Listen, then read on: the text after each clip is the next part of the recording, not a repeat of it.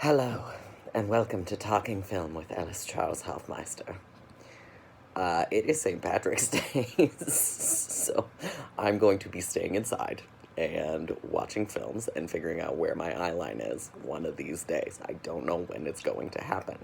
I think that I should watch The Quiet Man because that seems like one of those films that's set in Ireland, although I don't know if it was filmed in Ireland, but it's one of those films that people talk about and Irish adjacent.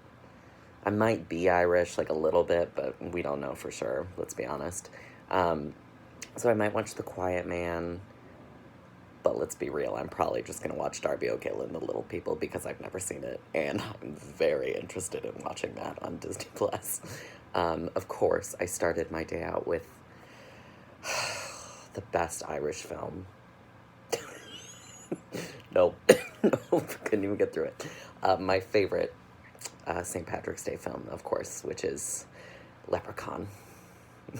Because why not? So we are in that very interesting post-Oscars time where the Oscars have ended and already we are looking towards the future. But first, I went back and watched It Happened One Night, which I had never seen before, and is incredible. It's one of those films that won all the top awards, like One Flew Over the Cuckoo's Nest and Silence of the Lambs. I still have never seen Cuckoo's Nest. I love Silence of the Lambs. And Everything Everywhere All at Once just dominated as well. Similar to these big wins. So if you haven't seen It Happen One Night, it's fantastic. Claudette Colbert's eyebrows are incredible. Very confused at whether or not rich people ate carrots based on this film. So there's that. There's a scene where she picks her teeth, and for a movie that is that old, it was fascinating to me. The comedy is incredible. There's a scene towards the end where tears just started to run down my face. It's like the classic romantic comedy that I would highly recommend. There is a comedic doorway shuffle scene that is hysterical. The phrase, "the walls of Jericho," will always now be in my mind after watching it, and it is a great, old Hollywood ending. And it was really interesting because I was listening to that book called Oscar Wars, I think it is, and they started talking about it and how Frank Capra was, determined to win an Oscar, and then he basically gave up, and then he came back and won all these awards for this film.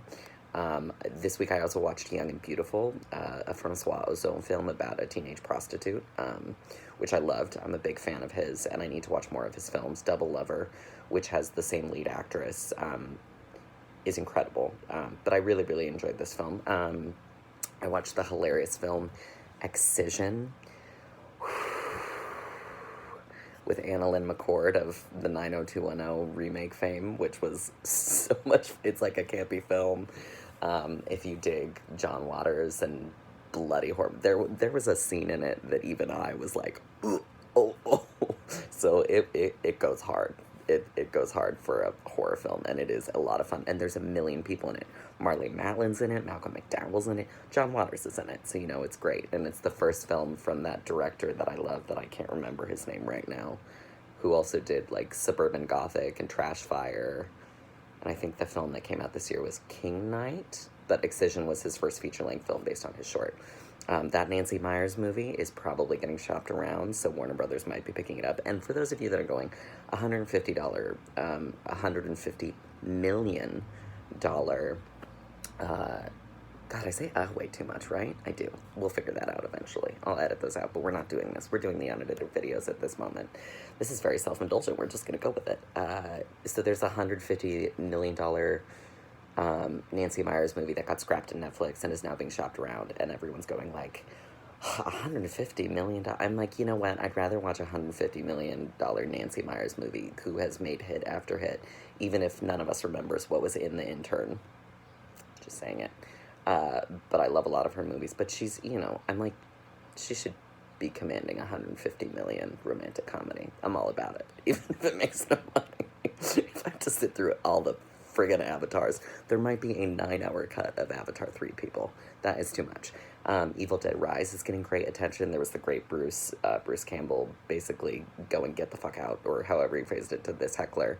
The critics are describing it as a blood-soaked blast. Very excited for that.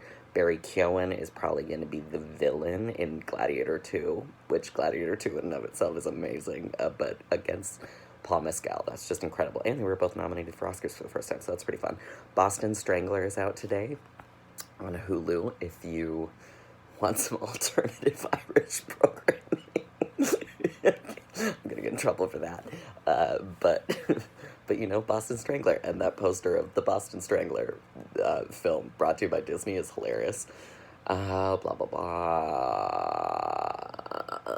Early Oscar predictions. We'll end the video with that today because it's early Oscar prediction time. Killers of the Flower Moon and Maestro are going to be two of the big ones for next year, along with Barbie, which is getting great reviews. And then there will likely be one Cannes movie that is going to come out that will be the big Oscar thing, like Triangle of Sadness was this year, which I loved apparently more than everyone else.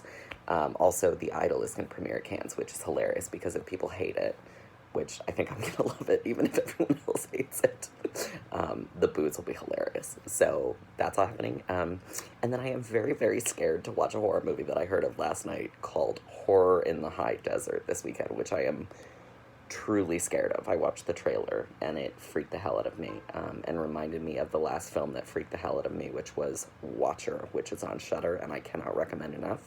Have a wonderful St. Patrick's Day. Stay safe. Don't do anything I would do in the past. I'm gonna stay inside and watch Irish themed movies. Love you, bye.